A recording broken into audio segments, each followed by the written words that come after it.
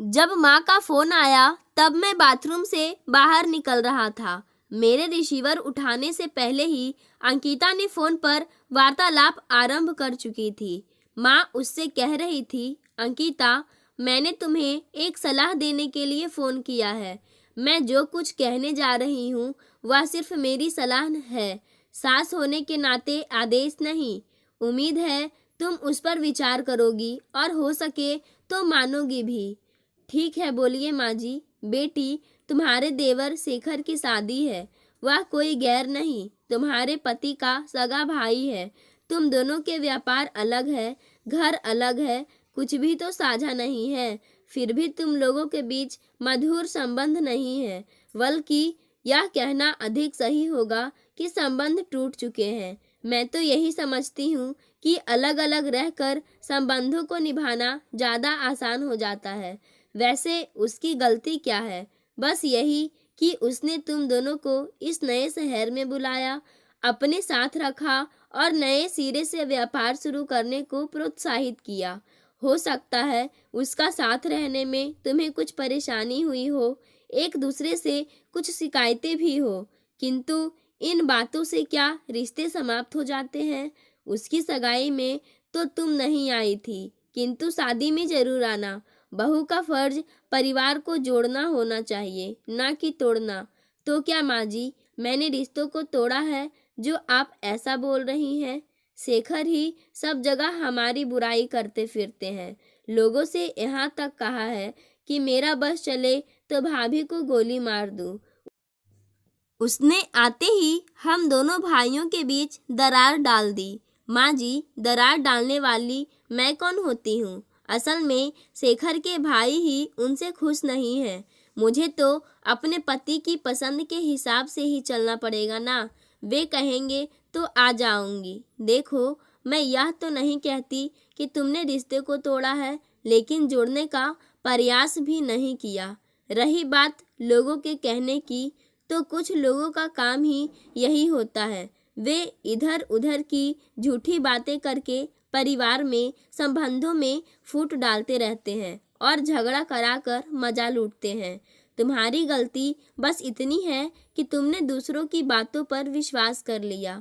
देखो अंकिता, मैंने आज तक कभी तुम्हारे सामने चर्चा नहीं की है, किंतु आज कह रही हूँ। तुम्हारी शादी के बाद कई लोगों ने हमसे कहा, आप कैसी लड़की को बहू बनाकर ले आए। मायके में रहते इसने अपनी ही भाभी को चैन से नहीं जीने दिया, बहुत सताया। अपनी भाभी की हत्या के सिलसिले में इसका नाम भी पुलिस में दर्ज था। कुंवारी लड़की है, शादी में दिक्कतें आएंगी, यही सोचकर रिश्वत खिलाकर उसका नाम घर वालों ने उस केस से निकलवाया है। अगर शादी से पहले हमें यह समाचार मिलता तो शायद हम सच्चाई जानने के लिए प्रयास भी करते, लेकिन तब तक तुम बहू बनकर हमारे घर आ चुकी थी। कहने वालों को हमने फटकार कर भगा दिया था, और यह सब बताकर मैं तुम्हें दुखी नहीं करना चाहती, बल्कि कहना यह चाहती हूँ कि आंखें बंद करके लोगों की बातों पर विश्वास नहीं करना चाहिए। खैर, मैंने तुम्हें शादी में आने की सलाह देने के लिए फ़ोन किया है। मानना ना मानना तुम्हारी मर्जी पर निर्भर करता है। इतना कहकर माँ ने फ़ोन काट दिया था। माँ ने कई बार मुझे भी समझाने की कोशिश की थी, किंतु मैंने उनकी पूरी बात कभी नहीं सुनी, बल्कि उन पर यही दोषारोपण करता रहा कि वह मुझसे ज़्यादा शेखर को प्यार करती है, इसलिए उन्हें मेरा ही दोष नज़र आता है, शेखर का नहीं। इस बात पर वे हमेशा यहाँ से रोती हुई लौटी थी, लेकिन सच्चाई तो यह थी कि मैं खुद भी शेखर के खिलाफ था, हमेशा दूसरों की बातों पर विश्वास करता रहा। इस तरह हम दोनों भाइयों के बीच खाई चौड़ी होती चली गई, लेकिन फ़ोन पर की गई माँ की बातें सुनकर कुछ हद तक उनसे सहमत ही हुआ। माँ यहाँ नहीं रहती थी। शादी की वजह से ही शेखर के पास उसके घर आई हुई थी। वे हम दोनों भाइयों के बीच अच्छे संबंध ना होने की वजह से बहुत दुखी रहती, इसीलिए यहाँ बहुत कम ही आती थी। लोग सही कहते हैं, अधिकतर पति पारिवारिक रिश्तों को निभाने के मामले में पत्नी पर निर्भर हो जाते हैं। उसकी नज़रों से ही अपने रिश्तों को मूल्यांकन करने लगते हैं। शायद यही वजह है पुरुष अपने माता पिता, भाई बहनों आदि से दूर होते जाते हैं और ससुराल वालों के नज़दीक होते जाते हैं। दूसरों शब्दों में यूँ भी कहा जा सकता है कि महिलाएं पुरुषों की तुलना में अपने रक्त संबंधों के प्रति अधिक वफादार होती है।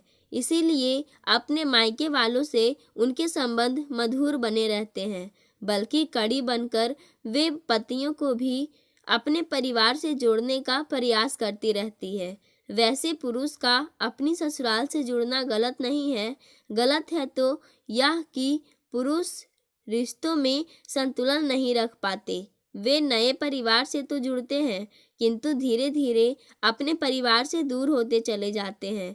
भाई भाई में, भाई बहनों में कहा सुनी कहा नहीं होती, लेकिन इसका मतलब यह तो नहीं होता कि संबंध समाप्त कर लिए जाए। मेरे साथ यही हुआ।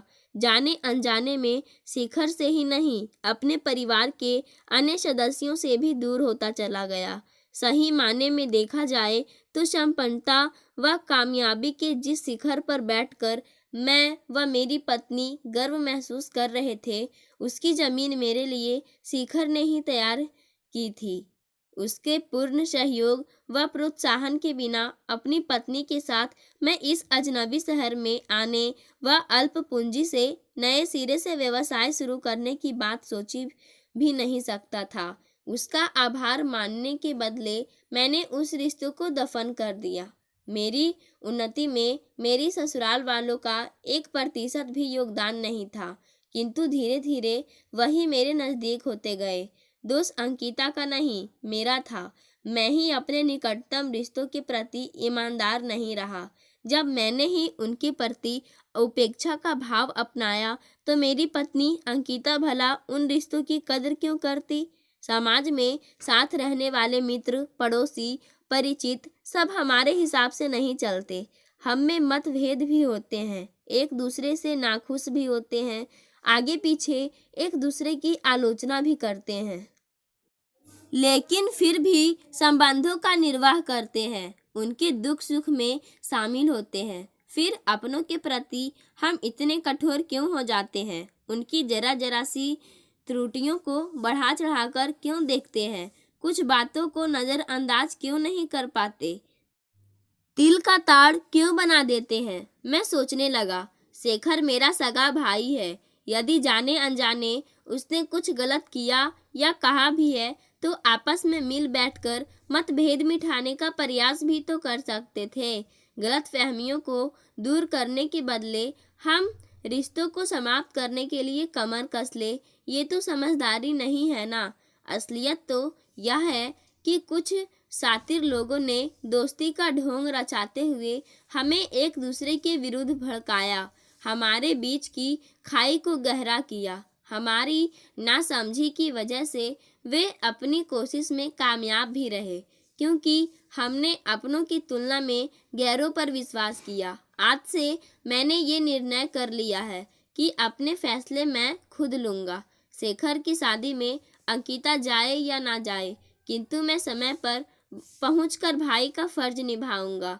उसकी सगाई में भी अंकिता की वजह से ही मैं तब पहुंचा जब प्रोग्राम समाप्त हो चुका था। सगाई वाले दिन में जल्दी ही दुकान बंद करके घर आ गया था, लेकिन अंकिता ने कलह शुरू कर दिया था। वह शेखर के प्रति शिकायतों का पुराना पुलिंदा खोलकर बैठ गई थी। उसने मेरा मूड इतना खराब कर दिया था कि जाने का उत्साह ही ठंडा पड़ गया। मैं बिस्तर पर पड़ा पड़ा सो गया था। जब नींद खुली तो रात के 10 बज रहे थे। मन अंदर से कहीं कचोट रहा था कि तेरे सगे भाई की सगाई है और तू यहाँ घर में पड़ा है। फिर मैं बिना कुछ विचार किए देर से ही सही शेखर के घर चला गया था। मानव का स्वभाव है कि अपनी गलती ना मानकर दोष दूसरे के सिर पर मढ़ देते हैं, जैसे कि वह दोष मैंने अंकिता के सिर पर मढ़ दिया। ठीक है, अंकिता ने मुझे रोकने का प्रयास अवश्य किया था, किंतु मेरे पैरों में बेड़ी तो नहीं डाली थी। दोषी मैं ही था। वह तो दूसरे घर से आई थी। नई रिश्तों में एकदम से लगाव नहीं होता। मुझे ही कड़ी बनकर उसको अपने परिवार से जोड़ना चाहिए था, जैसे उसने मुझे अपने परिवार से जोड़ लिया था। अंकिता की सिसकियों की आवाज से मेरा ध्यान भंग हुआ। वह बाहर वाले कमरे में थी। उसे मालूम नहीं था कि मैं नहा कर बाहर आ चुका हूँ और फोन की पैरेलल लाइन पर माँ व उसकी पूरी बातें सुन चुका हूँ। मैं सहजता से बाहर गया और उससे पूछा, अंकिता, रो क्यों रही हो? मुझे रुलाने का ठेका तो तुम्हारे घर वालों ने ले रखा है। अभी आपकी माँ का फोन आया था। आपको तो पता है ना, मेरी भाभी ने आत्महत्या की थी। आपकी माँ ने आरोप लगाया है कि भाभी की हत्या की साजिश में मैं भी शामिल थी। इतना कहकर वह जोर से रोने लगी। बस यही आरोप लगाने के लिए उन्होंने फ़ोन किया था। उनके हिसाब से मैंने रिश्तों को तोड़ा है, फिर भी वे चाहती हैं कि मैं शिखर की शादी में जाऊं। मैं इस शादी में हरगिज़ नहीं जाऊंगी। यह मेरा अंतिम फैसला है। तुम्हें भी वहां नहीं जाना चाहिए। सुनो अंकिता, हम दोनों अपना अपना फैसला करने के लिए स्वतंत्र हैं। मैं चाहते हुए भी तुम्हें शेखर के यहाँ चलने के लिए बाध्य नहीं करना चाहता, किंतु अपना निर्णय लेने के लिए मैं स्वतंत्र हूँ। मुझे तुम्हारी सलाह नहीं चाहिए। तो तुम जाओगे? शेखर तुम्हारे व मेरे लिए जगह जगह इतना जहर उगलता फिरता है, फिर भी जाओगे? नहीं, उसने कभी मुझसे या मेरे सामने ऐसा नहीं कहा। लोगों के कहने पर हमें पूरी तरह विश्वास नहीं करना चाहिए। लोगों को कहने की परवाह मैंने की होती तो तुमको कभी भी वह प्यार नहीं दे पाता जो मैंने तुम्हें दिया है। अभी तो माँ जी द्वारा आरोप लगाए जाने की बात कर रही थी, पर वह उन्होंने नहीं लगाया। लोगों ने उन्हें ऐसा बताया होगा। आज तक मैंने भी इस बारे में तुमसे कुछ पूछा या कहा नहीं, आज कह रहा हूँ। तुम्हारे ही कुछ परिचितों व रिश्तेदारों ने मुझसे भी कहा कि अंकिता बहुत तेज मिजाज लड़की है। अपनी भाभी को इसने कभी चैन से नहीं जीने दिया। इसके जुल्मों से परेशान होकर भाभी की मौत हुई थी। पता नहीं वह हत्या थी या आत्महत्या, लेकिन मैंने उन लोगों की परवाह नहीं की। पर तुमने उनकी बातों पर विश्वास कर लिया। क्या तुम भी मुझे अपराधी समझते हो? अंकिता ने प्रश्न किया। मैं तुम्हें अपराधी नहीं समझता, ना ही मैंने उन लोगों की बातों पर विश्वास किया था। अगर विश्वास किया होता तो तुमसे शादी नहीं करता। तुमसे बस एक सवाल करना चाहता हूँ। लोग जब किसी के बारे में कुछ कहते हैं तो क्या हमें उस बात पर विश्वास कर लेना चाहिए? मैं तो बस इतना जानती हूँ कि वह सब झूठ है। हमसे जलने वालों ने यह अफवाह फैलाई थी। इसी वजह से मेरी शादी में कई बार रुकावटें आई। मैंने भी उसे सच नहीं माना। बस तुम्हें यह एहसास कराना चाहता हूँ कि जैसे ये सब बातें झूठी है, वैसे ही शेखर के खिलाफ हमें भड़काने वालों की बातें भी झूठी हो सकती है। उन्हें हम सत्य क्यों मान रहे हैं, लेकिन मुझे नहीं लगता कि वे बातें झूठी है। खैर, लोगों ने सच कहा हो या झूठ, मैं तो नहीं जाऊंगी। एक बार भी उन्होंने मुझसे शादी में आने को नहीं कहा। कैसे कहता? सगाई पर आने के लिए तुमसे कितना आग्रह करके गया था। यहाँ तक कि उसने तुमसे माफ़ी भी मांगी थी, फिर भी तुम नहीं गई। इतना घमंड अच्छा नहीं। उसकी जगह मैं होता तो दोबारा बुलाने नहीं आता। सब नाटक था। लेकिन आज अचानक तुम्हें हो क्या गया है?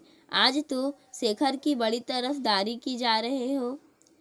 अंकिता ने कहा। तभी द्वार की घंटी बजी। शेखर आया था। उसने अंकिता से कहा, भाभी भैया से तो आपको साथ लाने को कह ही चुका हूँ, आपसे भी कह रहा हूँ।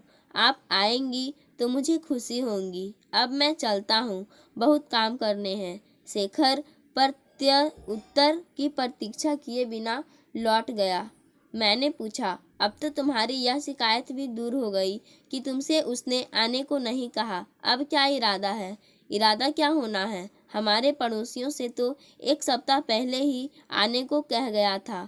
मुझे एक दिन पहले न्योता देने आया है।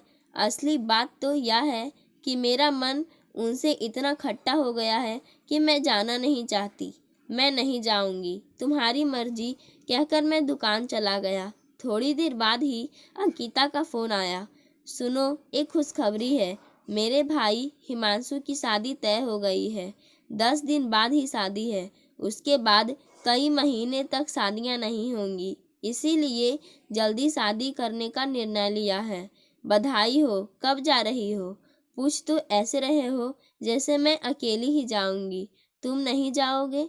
तुमने यही सोचा तुम्हारे भाई की शादी है, तुम जाओ, मैं नहीं जाऊंगा। यह क्या हो गया है तुम्हें? कैसी बातें कर रहे हो? मेरे माँ बाप की जगह हंसाई कराने का इरादा है क्या? सब पूछेंगे दामाद क्यों नहीं आया, तो क्या जवाब देंगे? लोग कई तरह की बातें बनाएंगे। बातें तो लोगों ने तभी बनाई होगी जब एक ही शहर में रहते हुए सगी भाभी होकर भी तुम देवर की सगाई में नहीं गई, और अब शादी में भी नहीं जाओगी। जग हंसाई क्या यहाँ नहीं होगी, या फिर इज्जत का ठेका तुम्हारे खानदान ने ही दे रखा है? हमारे खानदान की तो कोई इज्जत ही नहीं है। मत करो तुलना दोनों खानदानों की। मेरे घर वाले तुम्हें बहुत प्यार करते हैं। क्या तुम्हारे घर वाले मुझे वह इज्जत व प्यार दे पाए? हरेक को इज्जत व प्यार अपने व्यवहार से मिलता है। तो क्या तुम्हारा अंतिम फैसला है कि तुम मेरे भाई की शादी में नहीं जाओगे? अंतिम ही समझो। यदि तुम मेरे भाई की शादी में नहीं जाओगी तो मैं भला तुम्हारे भाई की शादी में क्यों जाऊंगा? अच्छा, तो तुम मुझे ब्लैकमेल कर रहे हो, कहकर अंकिता ने फोन रख दिया। दूसरे दिन शेखर की शादी में अंकिता को आया देखकर माँ जी का चेहरा खुशी से खिल उठा था। शेखर भी बहुत खुश था। माँ जी ने स्नेह से अंकिता की पीठ पर हाथ रखते हुए कहा, बेटी तुम आ गई, मैं बहुत खुश हूँ। मुझे तुमसे यही उम्मीद थी, आती कैसे नहीं। मैं आपकी बहुत इज्जत करती हूँ, आपके आग्रह को कैसे टाल सकती थी। मैं मन ही मन मुस्कुराया। अंकिता किन परिस्थितियों के कारण यहाँ आई, यह तो बस मैं ही जानता था। उसके ये संवाद भले ही झूठे थे, पर अपने सफल अभिनय द्वारा उसने माँ को प्रसन्न कर दिया था। यह हमारे बीच हुए समझौते की एक सुखद सफलता थी। पाठकों, आज की कहानी यहीं समाप्त होती है। धन्यवाद।